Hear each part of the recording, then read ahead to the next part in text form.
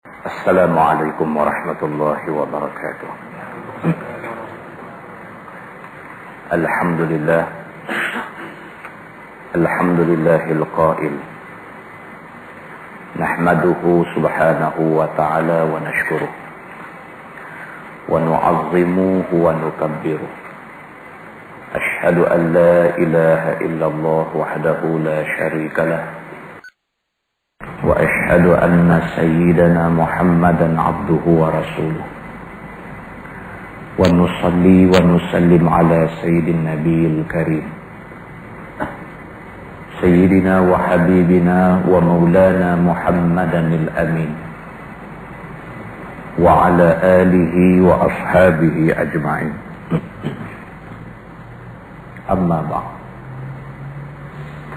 أيها المؤمنون، ittaqullah, usikum wa iyaya bitaqwallah,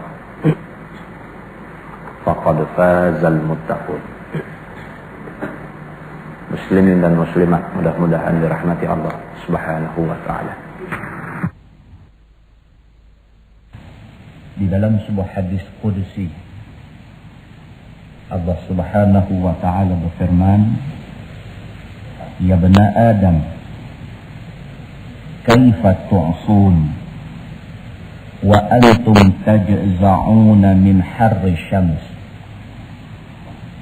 wa jahannamu laha sab'u tabaqat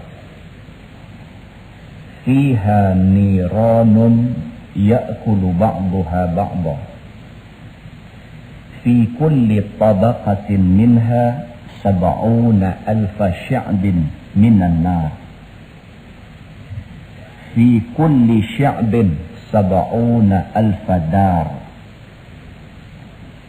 وفي كل دار 70,000 بيت وفي كل بيت 70,000 بئر وفي كل بئر 70,000 تابوت من نار وفي كل تابوت 70,000 أقرب من نار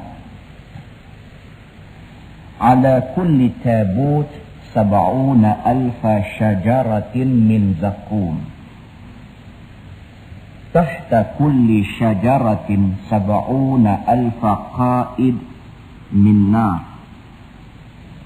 مع كل قائد 70,000 ملك من نار و70,000 ثعبان من نار وطول كل ثعبان 70,000 ذراع من نار في جوف كل ثعبان بحر من السم الأسود أو كما قال. Dalam hadis qudsi ini Allah subhanahu wa ta'ala berfirman, kata Allah, wahai manusia, bagaimana kamu boleh buat maksiat sedangkan kamu tidak tahan panas matahari? Dalam hadis qudsi ini Allah subhanahu wa ta'ala suruh kita, suruh manusia fikir. Dia suruh fikir, wahai manusia, matahari yang aku jadikan di atas dunia ini, panas dia sikit saja, kamu tak boleh tahan. Manusia dengan kepanasan matahari yang sedikit itu, Allah subhanahu wa ta'ala kata, wa antum tajza'una min harri syams. Allah kata kamu tidak mampu nak tahan panas matahari, tapi kamu berani buat maksiat. Sedangkan kata Allah, wa jahannamu laha sab'u tabaqat. Sedangkan neraka Jahannam itu Allah sediakan bagi manusia 7 tingkat. Seperti mana syurga Allah itu disediakan 7 tingkat, maka demikianlah neraka Allah juga sab'u tabaqat, ada 7 tingkat. Kata Allah, fiha niranun ya'kulu ba'duha ba'dah. Di antara neraka itu sabung menyambung di antara satu sama lain. Api neraka tu saling makan memakan di antara satu sama lain. Ya'kulu ba'duha ba'dah. Yang satu makan yang satu, yang satu makan yang satu. Allah Subhanahu wa ta'ala nak gambarkan kepada kita, neraka itu sabung menyambung hebatnya. Fi kulli tabaqatin minha sab'una alfa syi'bin min nar. Kata Allah, pada setiap tingkat neraka itu ada 70,000 cawangan. Setiap tingkat itu ada 70,000 cawangan api neraka. Wa fi kulli sya'bin sab'una alfa dar. Dan pada tiap-tiap 70,000 cawangan itu, pada setiap satunya 70,000 buah kampung daripada neraka. Muslimin dan muslimat yang dirahmati Allah sekalian. Dalam hadis Qudsi ini Allah Subhanahu wa ta'ala sebut, kata dia, neraka Allah itu ada 7 tingkat, dan pada setiap tingkat neraka itu ada 70,000 cawangan daripada api neraka. Dan pada setiap satu cawangan api neraka itu Allah Subhanahu wa ta'ala sediakan 70,000 buah kampung daripada neraka. Dan kata Allah Subhanahu wa ta'ala dalam hadis Qudsi ini, wa fi kulli darin sab'una alfa bait. Dan pada setiap kampung itu ada 70,000 buah rumah di dalamnya. Wa fi kulli baitin sab'una alfa bi'rin. Dan pada setiap rumah di neraka itu ada 70,000 bilik. Wa fi kulli bi'rin sab'una alfa tabut. Dan pada setiap bilik itu ada 70,000 kotak daripada neraka. Wa fi kulli tabut sab'una alfa aqrab min nar. Dan pada setiap kotak itu ada 70,000 ekor kalajengking. Ala kulli tabut sab'una alfa syajaratin min zakum. Dan di atas kotak yang memuatkan 70,000 kalajengking itu, di atas kotak tu ada 70,000 batang pokok zakum. Di atas kotak yang letaknya kotak di dalam bilik, yang bilik itu duduk di dalam sebuah rumah, yang rumah itu duduk di dalam sebuah kampung, yang kampung itu duduk di dalam satu cawang daripada 70,000 cawang api neraka. Di atas kotak itu ada 70,000 batang pokok zakum. Subhanallah. Muslimin dan muslimat yang dirahmati Allah sekalian, padanlah dengan manusia yang mula hidup daripada zaman Nabi Adam alaihi salam sampailah yang penghabis sekali hidup daripada kalangan umat Nabi Muhammad sallallahu alaihi wasallam. Nak bubuh semua orang ni, padanlah dengan apa yang diceritakan oleh Allah di dalam hadis Qudsi ini. Firman Allah dalam hadis Qudsi ini, kata dia, tahta kulli syajaratin sab'una alfa qaidin min nar. Di bawah setiap pokok zakum yang 70,000 itu ada 70,000 daripada rantai neraka. Bawah pokok zakum tu pula lungguk rantai-rantai daripada api neraka.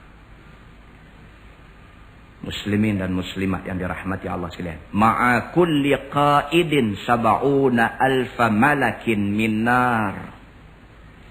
Kata Allah, setiap rantai neraka itu diheret dan diseret oleh 70,000 malaikat Allah. Wa sab'una alfa thu'banin min nar. Dan di sana terdapat 70,000 ular yang dibuat daripada neraka. Bahkan lebih teruk lagi kata Allah, fi jawfi kulli thu'banin bahrun minas summil aswad. Bagi setiap ekor ular yang dibuat daripada neraka itu, di dalam mulutnya ada lautan daripada racun yang hitam. Setiap ekor ular yang panjangnya 70,000 hasta itu, ular itu dalam mulut dia ada lautan. Lautan yang mengisi as-summul aswad. Racun yang hitam pekat. Muslimin dan muslimat yang dirahmati Allah sekalian. Di hujung hadis itu, Allah subhanahu wa ta'ala bersumpah. Kata Allah, Fabinafsi ahlif. Demi kebesaran zat aku bersumpah. Kata Allah, Wattur. Demi bukit Tursina yang aku jadikan dia. Wa kitabin mastur. Dan demi kitab yang aku turunkan tersusun cantik. Allah sumpah dengan menggunakan nama benda-benda ni. Mula-mula Allah kata, Fabi nafsi, demi kebesaran aku, ahlafu. Aku bersumpah di depan kamu semua. Kata Allah. Wattur, demi bukit Tursina. Wa kitabin mastur. Dan demi kitab Quran yang aku turunkan tersusun cantik. Wa fi raqqan mansyur. Dan demi lembaran yang terbuka luas. Wal baitil ma'mur. Demi baitil ma'mur. Qiblat. Bagi semua makhluk Allah yang bergelar malaikat. Was-saqfal marfu'. Dan demi atap yang tinggi. Yakni langit-langitku. Wal bahril masjur. Dan demi lautan yang di dalamnya ada api yang mendidih. Allah sumpah. Dia kata demi lautan yang dalam laut ada api yang mendidih. Apa benar ni? Minyak. Orang yang kerja Petronas cari gali, orang yang kerja ESO dan sebagainya yang terlibat dengan gerudi minyak di tengah laut, dia mengaku di bawah ayak laut, ayak yang boleh digunakan untuk padam api itu, di bawah ayak tu ada minyak yang boleh menjadi bahan bakar yang mendidih. Allah subhanahu wa ta'ala sudah sumpah dengan benda-benda ni semua. Kata Allah, ya bena Adam, wahai manusia. Ma halaftun niran illa likulli kafir.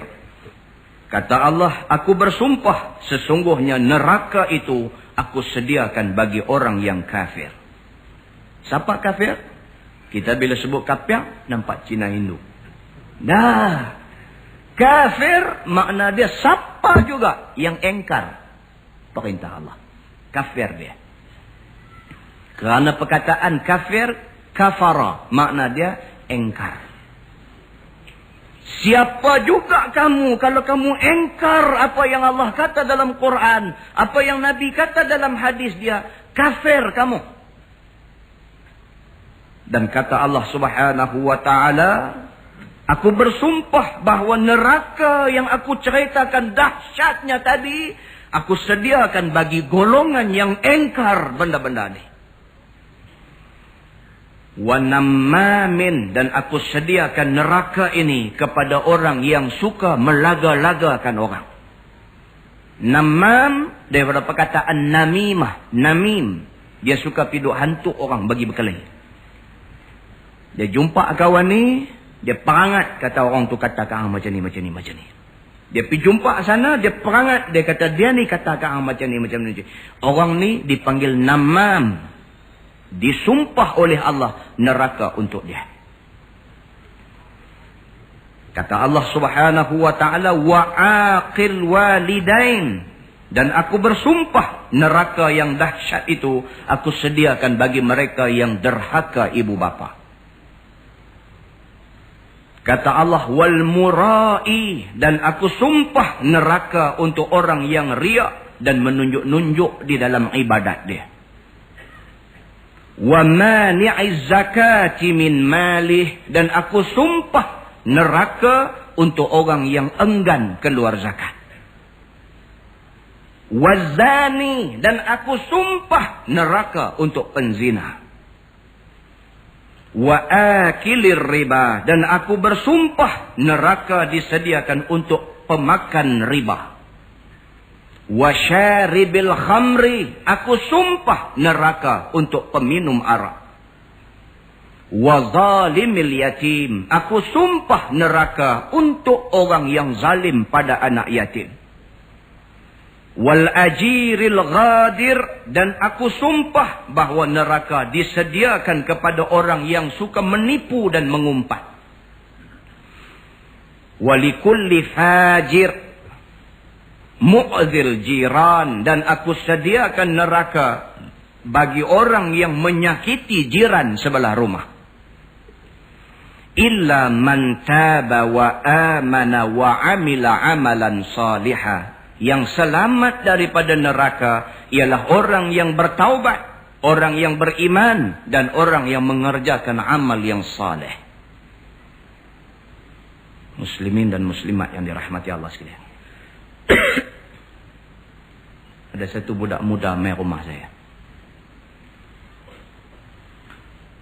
Dia kata, Ustaz, saya dulu jahat. Saya kata kat dia, banyak orang dulu jahat. Bukan anta seorang saja. Tapi saya cukup jahat. Saya kata, tak, ada orang lebih jahat daripada anta. Kata dia. Tapi saya buat semua, Ustaz. Saya kata, ada orang yang tak ada satu benda haram yang dia tak buat. Tapi saya teruk, Ustaz. Teriak. Oh, teriak. Kita nampak dia punya impression, kita tahu dia rasa dialah orang yang cukup berdosa. Saya pergi duduk sebelah dia, saya peluk dia. Tak apa, saya kata. Kamu bertobat, makna Allah sayang dekat kamu. Sedu, teriak. Budak muda. Dia kata, Ustaz, kalau Ustaz tahu, dia kata di Tanjung tu, dia kata, Ustaz nak pergi airport, Ustaz jumpa roundabout nak pergi Kelau, nak pergi Sunshine Square tu. Ustaz pergi jalan belah kiri. Tentu tempat saya malam minggu. Dia kata. Ya ke? Saya kata, apa buat di situ? Lumba motor. Dia cerita habis semua. Lumba motor tak apa, Ustaz. Dia kata, kalaulah kata 15 orang nak terlibat dalam perlumbaan ni, 15 orang pi masing-masing dengan pasangan masing-masing.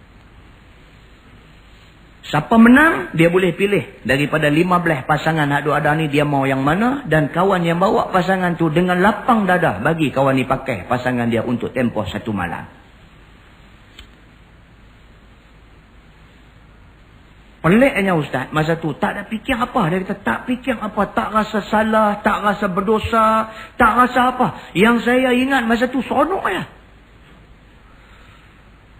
Jatuh motor ni Ustaz, tarik tangan baju tunjuk. Ni bukan isi lengan ni Ustaz, ni isi pungkok saya. Dia kata.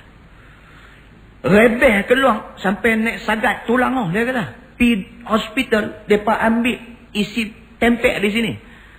Lega, naik lagi Ustaz. Dia kata. Minum ni Allah yang mengetahui. Saya minum Ustaz. Dia kata. Saya minum. Saya tidak rasa berdosa. Saya rasa ketagih dengan minum. Sampailah Allah bagi hidayah dekat saya. Saya nak berhenti minum tu rasa susah. Saya berdosa Ustaz. Saya berdosa. Teriak. Muslimin dan muslimat yang dirahmati Allah sekalian. Siapa nak tolong budak-budak ni? Siapa nak tolong mereka? Mereka tak tahu apa pasal agama. Tak tahu apa. Ada satu bapa mai jumpa saya itu, dia kata, Ustaz nak minta pendapat Ustaz lah. Nak buat macam mana Ustaz? Saya kata, awak saya ada anak perempuan seorang. Dia kata, umur 22. Ada satu budak jantan diusung dia. Anak kita ni tak tahu, penampak pun saya biasa bagi. Dia kata, yang kata anak saya ni, nasihat ni tak larat dah. Tegur ni tak tahu dah. Jerkah pun biasa dah. Tak boleh pergi. Saya bagi penampak Ustaz dia dah. Saya bagi penampak. Teriak gitu. Saya ingat kot. Last lah. Dah. Tak boleh nak buat apa dah. Saya pun langkah pergi bagi amaran dekat boyfriend dia. Dah anak sendiri tak boleh buat apa dah. Kot-kot. Pergi gempak boyfriend ni kot-kot. Dia berhenti. Saya pergi jumpa boyfriend dia. Pak ni kata. Saya pergi jumpa dia. Saya cakap elok-elok kat dia. Dia jawab balik kat saya, Ustaz. Dia kata, baik. Lah, saya nak cakap depan pakcik. Saya nak usung juga anak pakcik. Pakcik nak buat apa kat saya? La ilaha illallah. Budak-budak lah. Saya tak tahu kalimah apa yang sesuai kita bagi kat budak jenis macam ni. Kalimah apa yang sesuai digantungkan di poket dia tu. Pak ni pergi jumpa, cakap elok-elok.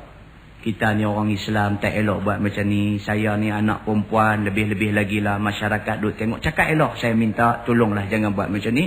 Kalau betul-betul hampa berkenan, kira elok menikah bang. Pak dia cakap elok. Dia kata okey lah pakcik, saya nak cakap depan pakcik. Saya nak usung anak pakcik juga. Dia kata lah saya nak tanya pakcik nak buat apa kat saya. Ish. Saya tanya apa orang tua ni. Saya kata habis tu buat apa kat dia? Saya geram dia kata. Tak lah geram, memang geram lah. Buat apa kat dia? Tak buat apa. Dia kata, saya kata silap sungguh tak buat apa. Remote lah. Saya kata. Duh, biang abang lagi. Lagu tu punya perangai nak biang abang lagi. Tak ada orang dah boleh perbetul dia tu. Kita kena jadi salah seorang yang cuba untuk perbetul dia.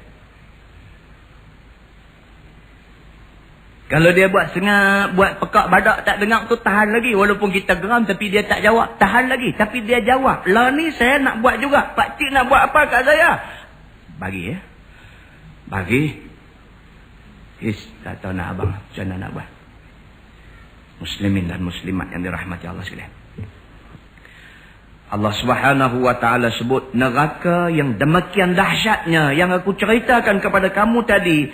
Neraka itu disediakan bagi golongan-golongan yang disebutkan tadi. Kemudiannya kata Allah, illa man taba, melainkan orang yang bertaubat. Maka orang-orang yang bertaubat wa amana, kemudian dia beriman, wa amila amalan salihah, tidak cukup dengan taubat, tidak cukup dia beriman dengan Allah, dibuktikan taubat dan imannya dengan melakukan amal yang saleh. Kata Allah, faulaika yubaddilullahu sayyiatihim hasanat. Orang yang bertaubat, orang yang beriman, orang yang melakukan amal saleh, maka mereka itu Allah Subhanahu wa taala gantikan segala kejahatan mereka dengan kebaikan. Wa kana Allahu ghafuran rahima, dan adalah Allah itu Maha Pengampun lagi Maha Penyayang.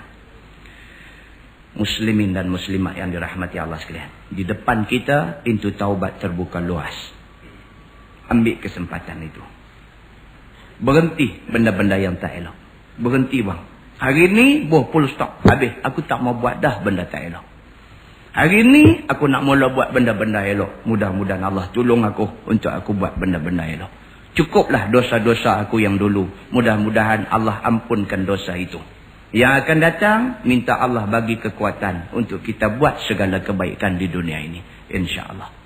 Mudah-mudahan muqaddimah itu memberikan manfaat kepada kita semua.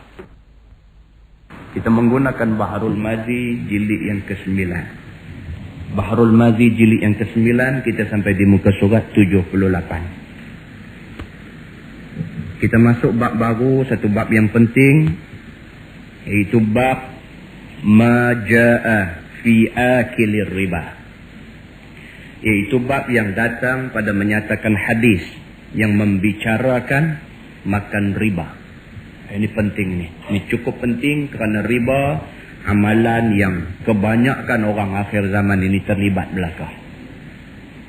Baik, ketahuilah saudaraku, sesungguhnya riba telah ditegah Allah dalam Qurannya. Itu firman Allah Subhanahu wa taala, a'udzubillahi minasyaitonir rajim, wa ahallallahu al-bai'a wa harrama ar-riba.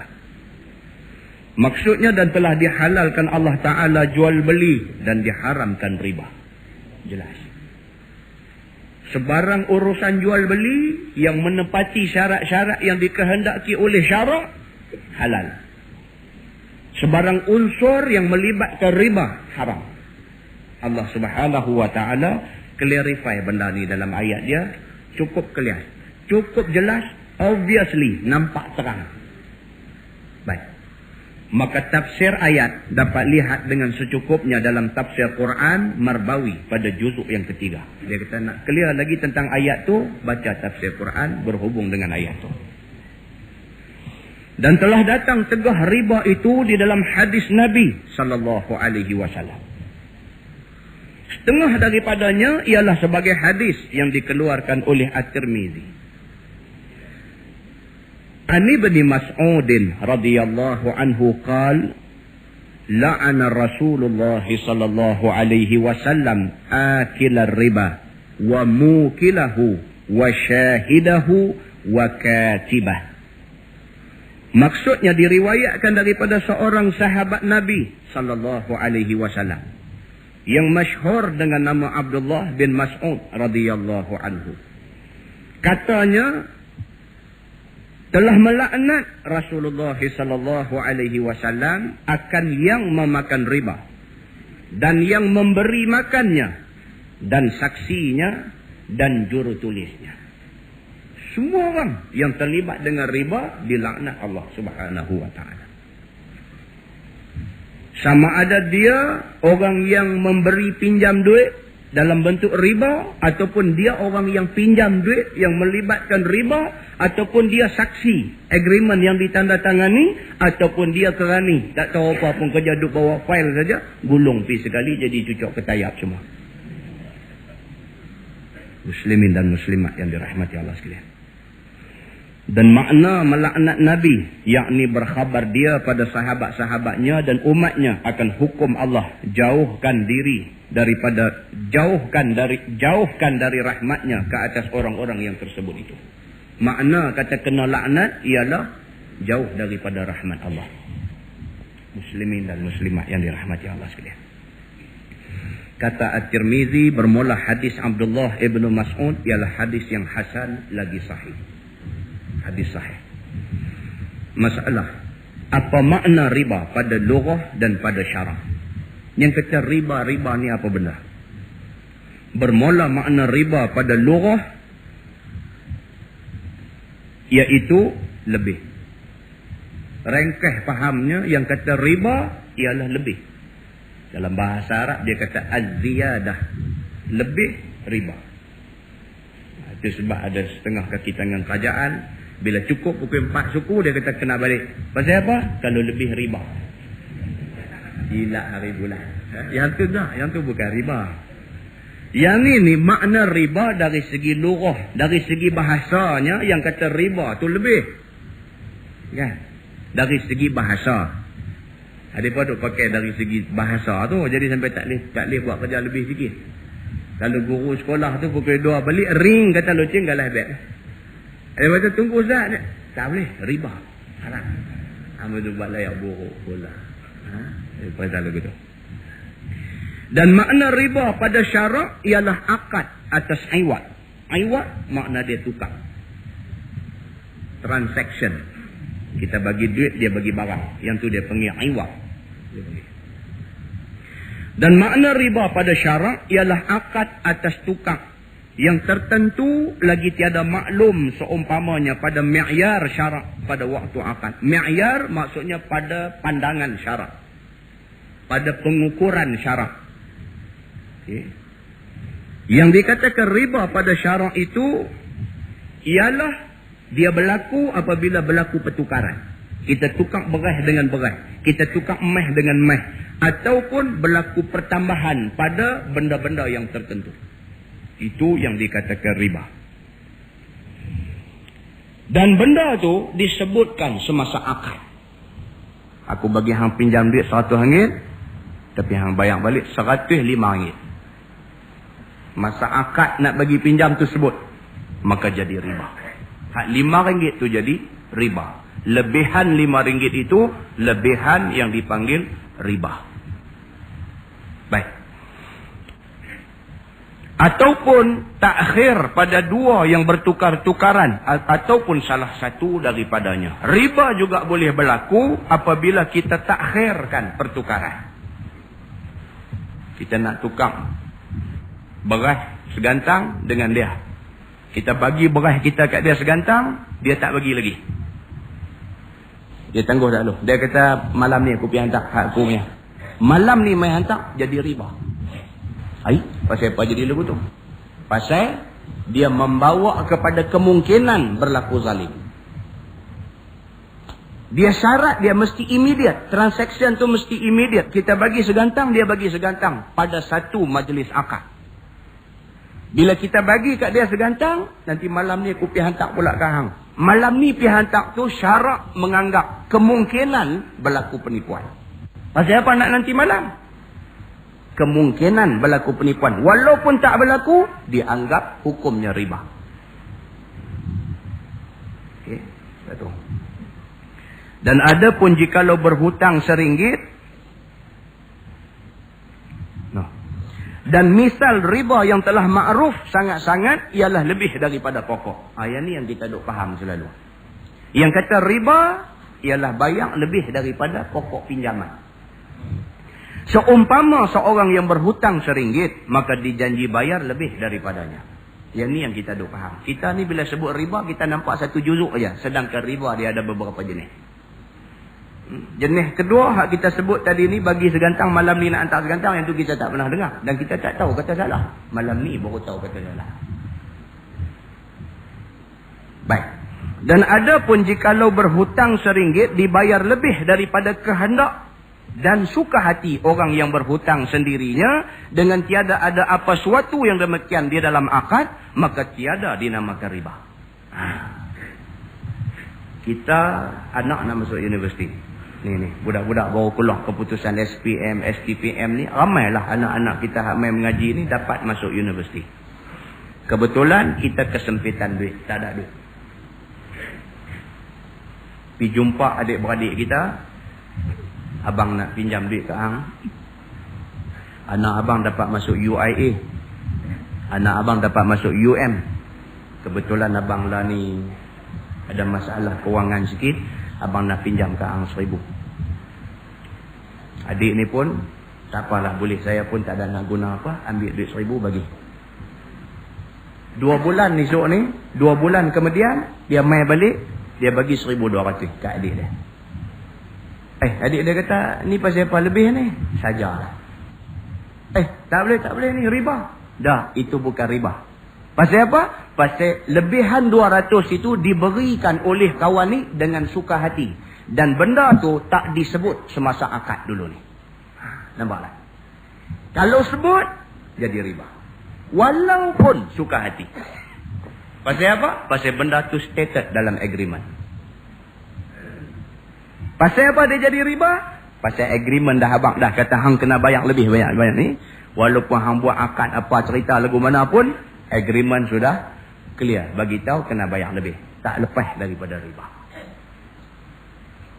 Yang kata dia ni saja bagi lebih ni, itu tidak dianggap riba. Dengan syarat masa bagi hari tu ni tak sebut. Adik dia kata, nah abang ambil lah, pakailah RM1,000 ni. Bila abang ada duit, abang bayar. Adik dia tak kata, bila abang ada duit, abang bayar. Tapi lebih 200 jadi riba. Kan? Dia tak abang. Dia kata, kalau abang nak pakai, pakailah. Saya pun tak ada keperluan nak pakai duit ni, pakailah. Bila abang ada esok ni, abang bayarlah. Nak bayar sikit-sikit ke, sekali beri ke, terpulang ke abang. Dia ni pun balik duk kenang, jasa baik adik tolong ni, bayar balik, lebih 100, lebih 200. Sebagai tanda terima kasih hang tolong aku. Adik dia pun bukan orang senang, tapi sanggup tolong. Menghargai kesanggupan dia tolong, aku bagi lebih 100. Lebih 200, lebih 100 atau 200 itu tidak dianggap riba. Okey, clear. Baik. Dan riba yang demikian ini di dalam makna riba pada syarak di atas tadi. Kerana riba itu 3 macam. Yang pertama dia panggil ribal fadli. Satu jenisnya dia panggil ribal fadli. Apa dia yang dikatakan ribal fadli ini? Ribal fadli ialah tukar 2 benda yang sama jenis. Dia tak cerita di sini. Yang dikatakan ribal fadli ialah tukar 2 benda yang sama jenis. Meh tukar dengan meh. Dan tukar tu pula ada lebih ada kurang. Tukar 2 benda yang sama jenis, satu lebih satu kurang. Saya ada segantang beras, kawan kita ada segantang beras. Saya tukar dengan dia. Tukar, saya segantang, dia segantang. Okey. Saya ada segantang beras, dia ada segantang beras. Tukar, saya bagi segantang, dia bagi meh segantang setengah. Riba. Tukar meh dengan meh. Tukar meh dengan meh. Kita bagi dekat dia cincin meh, dia bagi kita rantai meh. Lebih. Riba. Apabila pertukaran yang melibatkan dua benda yang sama dan satu pihak bagi kurang, satu pihak bagi lebih. Yang lebih itu riba.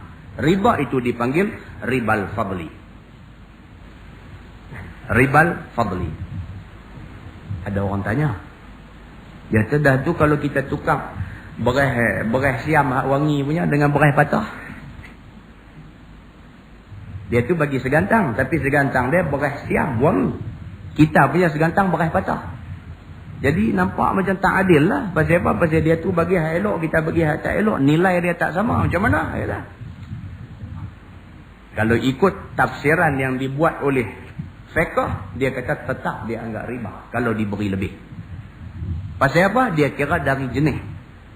Walaupun tu beras siam, wangi, grade super dan sebagainya, hak ni beras patah, tapi makan kenyang belah hak taubat tu juga. Dia kira. Soal hak bagi grade A, B, C ni hampa yang pandai-pandai bagi. Dia kata benda tu jenis dia sama. Tak boleh bagi lebih. Kalau bagi lebih, tetap riba. Dia kata. Walaupun ada sesetengah pihak hari ni, mereka cuba, mereka nak ajak supaya dibuat perbincangan semula tentang benda ni. Adakah yang dimaksudkan itu persamaan pada timbangan ataupun persamaan pada nilai? Yang tu segantang, yang ni segantang, tapi nilai tak sama. Itu perbincangan yang orang pandai-pandai buat. Kita tu sedut ambil tahu, bagi mereka bincang sudah, mereka dapat keputusan, mereka habang ke kita habang pula izul. Tapi setakat ni kita pegang tafsiran yang dibuat sekian lama, bahawa sesungguhnya sekiranya benda tu sama sejenis, mesti tukar sama dari segi timbangan dia. Segantang, segantang. Kalau bagi segantang, kita bagi balik segantang setengah, setengah itu riba. Tu dia panggil ribal fadli. Dia panggil. Yang kedua yang kata ribal yadi. Ribal yad adalah pertukaran yang tidak berlaku di dalam majlis akad. Contoh yang kita buat tadi. Kita bagi dekat dia segantang beras, dia kata hak dia punya nanti malam ni dia main hantar. Syarak tidak benarkan pertukaran yang tidak berlaku di dalam satu majlis. Kerana dia memungkinkan berlakunya penipuan. Dan yang ketiga dia panggil riban nasai. Riban nasai yang kita semua sedia maklum, pinjam 1,000 kena bayar balik 1,200. Itu dia panggil riban nasai, yang pertambahan itu berlaku kerana tangguh masa untuk bayar. Kita pinjam hari ni, kita nak bayar balik bulan depan, dia dah naik dah interest dia. Interest itu dipanggil riban nasai. 3. Baik, seperti yang lagi akan datang bicaranya pada beberapa bab. Dia kata detail dia akan bagi tahu kemudian tentang riba ni semua. Dan sesungguhnya telah ijma' sekalian Islam atas haram riba sama sekali. Tak ada khilaf di kalangan ulama. Semua ulama kata riba haram. Jika bersalah-salahan mereka pada babitnya dan pada furuknya sekalipun. Kalau nak ada tak berapa nak sependapat pun pada perkara-perkara furuk. Soal hak kita kata tadi. Adakah persamaan tadi dari segi timbangan ataupun dari segi nilai? Itu ada perbahasan di kalangan ulama. Baik, masalah. Yang memakan riba dan yang memberi makan riba itu bagaimana rupa keterangannya? Yang kata orang yang bagi makan dengan orang yang makan ni siapa? Maka orang yang memakan riba ialah orang yang mengambil hutang dengan janji bayar lebih. Yang kata orang yang makan riba, bank lah. Ataupun ceti. Orang ni makan riba. Dia makan. Pasal apa? Dia bagi pinjam duit kat kita, syarat kita kena bayar balik lebih daripada pinjaman. Dia dianggap sebagai orang yang makan riba. Atau orang yang membeli padi dengan padi, tidak sama banyak sukatannya dan lainnya sebagai yang tersebut di dalam kitab fiqh, maka orang tu makan riba. Dan yang memberi makan riba itu ialah orang yang tempat dihutang wangnya dengan janji bayar lebih. Manakala orang yang bagi makan, kita yang beli kereta, yang beli rumah ni, kita ni orang yang jamu dia untuk dia makan riba. Kita jamu dia. Nak beli kereta, kena pergi buat finance. Finance pula, pergi pilih hak tak Islam punya. Ada hak cara Islam punya, saja pergi ambil hak tak Islam punya. Kita masuk dalam kumpulan orang yang bagi makan riba. Kita bagi duit tu supaya pihak bank makan riba. Baik.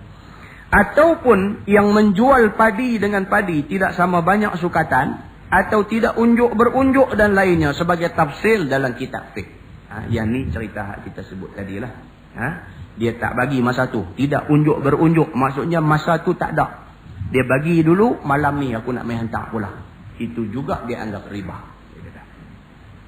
Maka orang-orang yang tersebut itulah yang masuk di dalam hukum laknat Allah Subhanahu wa taala itu. Nauzubillah. Orang inilah yang kena laknat. Baik, masalah saksi orang yang makan riba dan yang memberi makan itu bagaimana rupanya? Baik, yang kata saksi ini lagu mana pula? Bermula saksi atau orang yang jadi saksi antara orang yang makan riba dan orang yang memberi makan riba itu ialah orang yang dipilih oleh orang yang makan riba.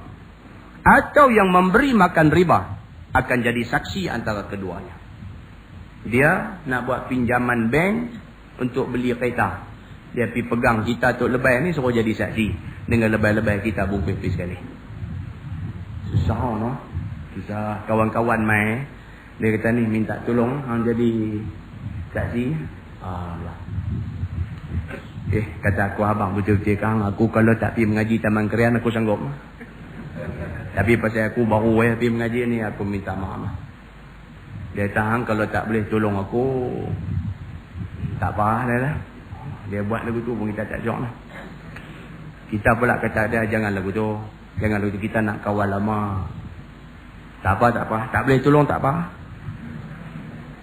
Tak apa, mai tolong. Dengan kita, dengan dia sekali gulin dia. Yang ni yang susah lah. Yang ni yang susah. Okay. Baik, seperti kata orang yang makan riba kepada seorang yang bernama Muhammad. Dia ni nak buat pinjaman riba. Dia kata kat kawan dia nama Muhammad. Ya Muhammad, engkaulah menjadi saksi antara kami berdua ini. Dia kata, mai jadi saksi, aku nak buat loan bank. Iaitu dia telah berhutang pada aku dengan bayaran lebih daripada pokoknya.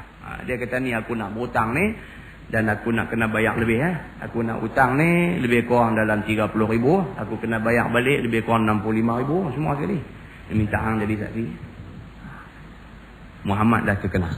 Baik, maka inilah saksi yang sama serupa dosanya dan haramnya dengan orang yang makan riba dan orang yang membuatnya.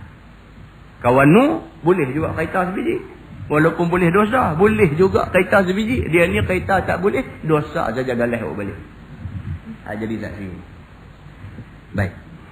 Dan ada pun jikalau berkata orang yang berhutang dan yang memberi hutang, mari Muhammad, engkau jadi saksi antara kami. Dia berhutang kepada aku 10 pound masalah. Kemudian diam, tiada ia khabarkan lebih dan tiada tahu saksi antara keduanya berakad dan berjanji bayar lebih. Maka tiada berdosa atas yang menjadi saksi. Kerana ia tiada tahu antara keduanya memperbuat riba. Aku tak tahu tak apa. Masalah. Jurutulis bagi orang yang makan riba. Dan yang membuat riba, bagaimana pula hal dia?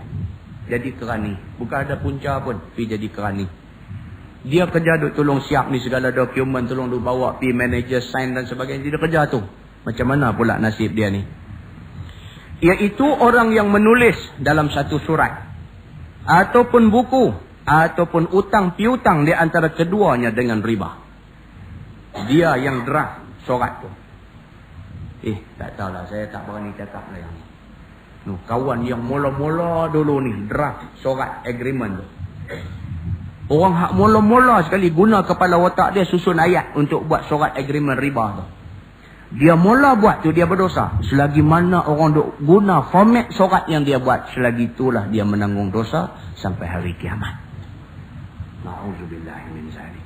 Na'udzubillahi min zalik. Bahaya lah, ni cerita bahaya. Seperti kata yang memberi utang kepada Muhammad jurutulis masalan. Ya Muhammad, engkau tuliskan si anu utang kepada aku 10 pound. Maka apabila dibayarnya, hendaklah 12 pound.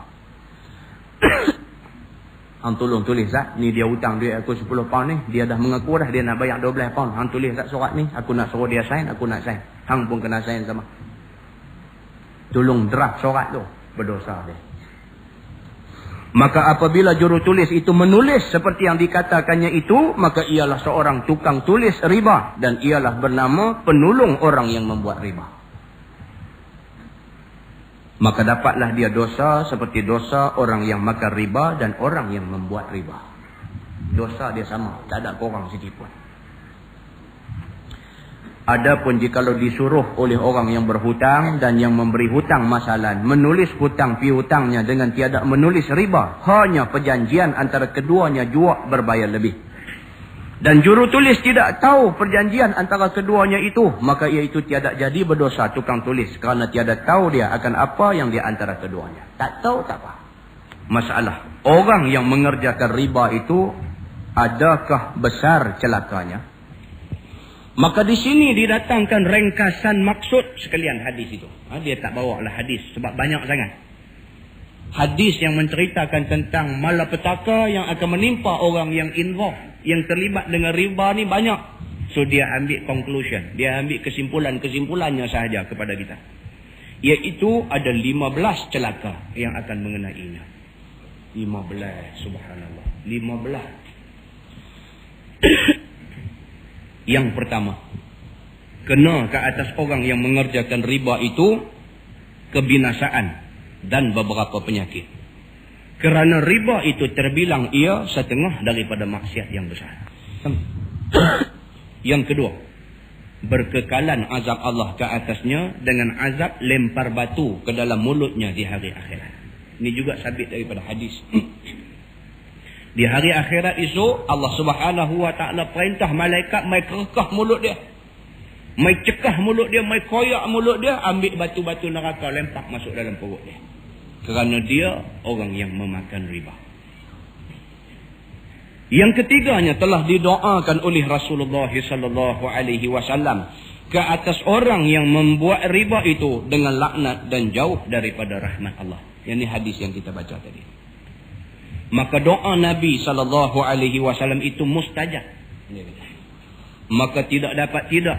Kena halaulah kamu daripada naungan inayah Tuhan dan belah kesiannya pada hari kiamat. Yang keempatnya, memperbuat riba itu satu dosa yang besar. Maka dia azab orang yang memperbuatnya sebagai azab yang pedih. Tentu dah. Kerana itu dosa besar, azab dia pedih. Yang kelimanya, telah diwajibkan Allah ke atas dirinya sendiri bahawa tiada memasukkan orang yang buat riba itu ke dalam syurga. Yang keenam, orang yang makan riba itu jatuh ke dalam neraka. Maka dilihat beberapa darjat azabnya berbongkah-bongkah mengenai tubuhnya.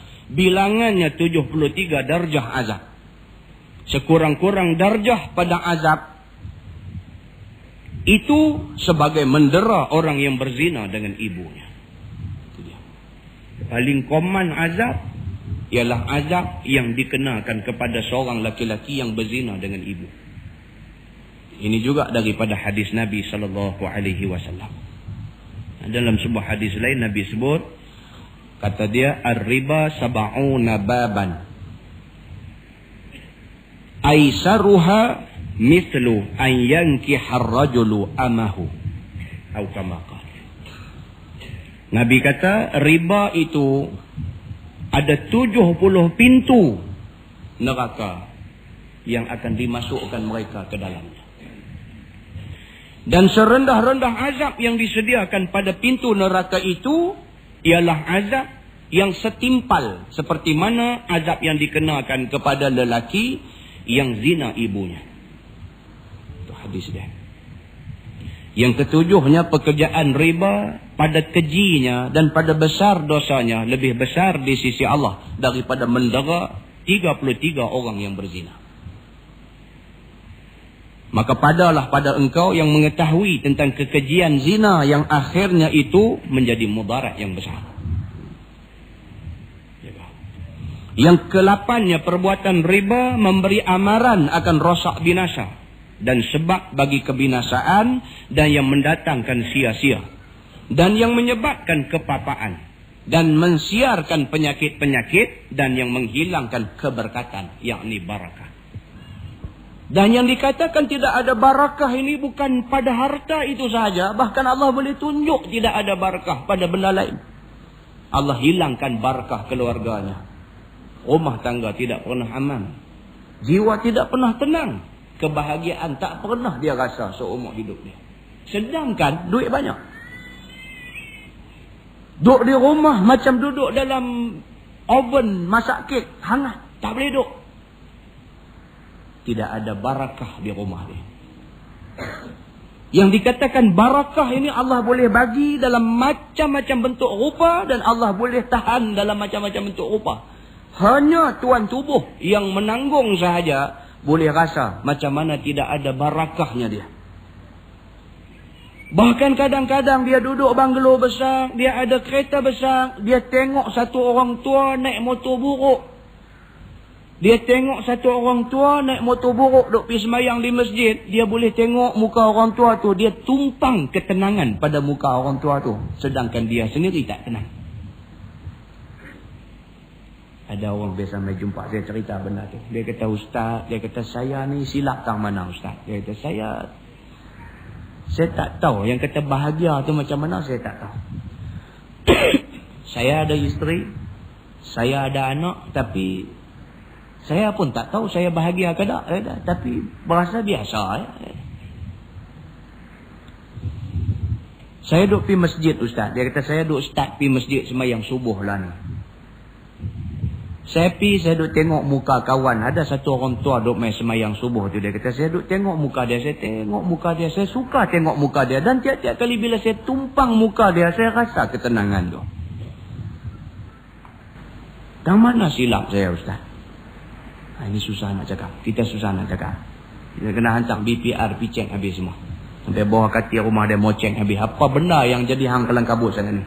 Pipi buka pintu rumah tu dia dengan patung beli di Indonesia duduk dalam rumah dengan serba mak nenek benda dalam rumah dia. Ada orang macam ni, ada. Kesian kat depa. Depa vacancy, ada satu kekosongan dalam hati dia. Dia ada satu benda yang satu ruang kosong dalam hati dia yang dia cuba nak bubuh macam-macam dalam tu tapi tak fit. Dia rasa hati dia ada benda yang kosong. Ada benda dia cuba bubuh dengan duit, tak mau nak fit. Dia cuba nak bubuh dengan hiburan, tak mau nak fit. Dia cuba nak getaran jiwa, tak fit. Kan? Dia nak masuk tu dalam kekosongan tu kerana dia tahu dia ada kekosongan tapi dia tak tahu apa yang boleh nak mengisi kekosongan tu. Dia duk terebuh macam-macam, terebuh. Oh, nak kena pergi melancong kot. Pergi melancong luar negeri balik mai kosong juga. Nak kena pergi umrah kot. Pergi umrah balik mai kosong juga. Apa aku nak buh ni yang kosong ni? Kekosongan itu hendaklah diisi dengan iman pada Allah. Bila dia beriman pada Allah, bila dia takut pada Allah, kekosongan itu terisi dengan sendirinya. Iman ni lah yang dia duk cari tak jumpa. Kesian dekat dia. Na'udzubillah. Kita jangan jadi macam tu. Yang kesembilannya, orang yang membuat riba diutus Allah baginya akan ular tinggal diam di dalam perutnya. Pergi balik ia supaya mengazab akan dia dan membinasakan dia dan menyakitinya. Baik, yang ke-10-nya ialah orang yang memperbuat riba itu dilempar pada segala jalan supaya menempuhi atas mereka itu kafir-kafir yang dia azab mereka itu pagi dan petang. Yang ke-11-nya tersiar riba itu serata-ratanya. Ialah setengah daripada alamat hampir kiamat. Di antara tanda dekat nak kiamat, riba ni macam tak boleh nak elak. Macam tak boleh nak elak. Kan? Dalam hadis Nabi SAW sebut, dia kata di antara tanda akhir zaman, kamu tidak boleh betul-betul lepas daripada riba. Setidak-tidaknya kamu akan kena debu-debu riba. Debu kena juga. Kan? Kalau kita nak query, sangkut lah. Kalau kita query, sangkut. Dia gaji hak duk main kat kita ni. Sangkut. Sangkut semua. Sangkut habis. Pasal apa? Pasal itu debu. Dia panggil debu-debu riba. Kena. As long as, selagi mana kita tak sengaja pergi terjun masuk dalam kancah riba, selagi mana kita cuba elak daripada terlibat dengan riba, kita terkena debu-debu yang tidak dapat kita tak boleh elak daripada dia. Mudah-mudahan Allah ampunkan kita. Kerana itu tanda akhir zaman sebenarnya. Kan? Ini bank rakyat. Nak diislamkan sepenuhnya. Alhamdulillah. Bank Simpanan Nasional dah buat proposal untuk buka kaunter takaful Islam. Alhamdulillah. Ada sahaja langkah ke arah nak menuju kepada keredaan Allah, kita kata bagus. Kita kata bagus. Dan kita menyeru dan kita berdoa dan kita menggalakkan dan kita selalu ulang sebut supaya semua yang doa ada, pilih kepada cara Islam. Cara Islam adalah cara yang paling baik. Kan? Baik, yang ke-12-nya, keluar orang yang memakan riba daripada kuburnya kerana berhimpun di padang mahsyar, berjalan sebagai orang yang dirasuk hantu. Yang ke-13, mengenai orang yang makan riba itu oleh tempang dan hencot anggotanya atau kena capit dan cepoh dan cacat tubuh daripada dunia. Dibangkitkan dia hal keadaannya tak sempurna. Atas dunia ni jalan elok semua, akhirat esok bangkit tengok-tengok jalan tempang. Itu di antara azab yang Allah Subhanahu wa taala kenakan pada dia. Yang ke-14-nya, sebagaimana banyak harta, orang yang makan riba itu sekalipun habis jua ia dengan segera dan nampak kembali dan tempat kembalinya kepada sedikit. Walhasil balik asal. Riba punya pasal. Riba punya pasal. Nampak macam banyak. Tapi sebenarnya last sekali kita calculate pun tak ada untung banyak mana pun. Pasal apa? Hak banyak tu tolak pergi kepada riba. Tolak pergi kepada riba. Itu dirasai oleh orang yang involved dengan riba. Yang ke-15-nya, orang yang berbahagia itu ialah orang yang jauh daripada riba. Dia kata. Dan orang yang celaka itu ialah orang yang kena akan dia oleh hujannya. Dan dikelilingi oleh apa yang dibenci orang-orang dan dapat dia daripada dosa. Dan perbuatan riba itu daripada alamat mustahak diubahkan rupa yang asli dan dihilangkan nikmat dan diturunkan azab. Dengan kerana berleluasanya amalan riba, azab Allah Subhanahu wa taala mudah-mudah saja turun kepada kita. Muslimin dan muslimat yang dirahmati Allah sekalian. Kalau kita tengok hari ni pun nampak banyak sangat. Pelik-pelik punya azab dihantar mai. Kan? Ribut tak tentu kalau dia mai, hujan lebat dalam masa 4 jam saja cukup untuk menenggelamkan sebiji kereta.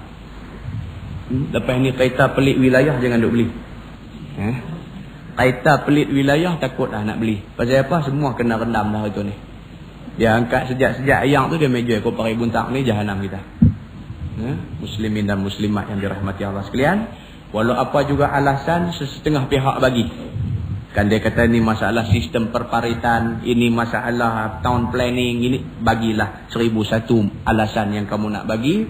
Setidak-tidaknya benda yang berlaku itu ada kaitannya dengan bala Allah Subhanahu wa taala. Kita ambil yang tibar banyak-banyak, kita jauhi benda-benda yang boleh mendatangkan bala daripada Allah Subhanahu wa taala. Kita selamat, anak-anak pinak, isteri kita, keluarga kita semua selamat, masyarakat kita selamat, negara semuanya selamat insya-Allah. Wallahu a'lam.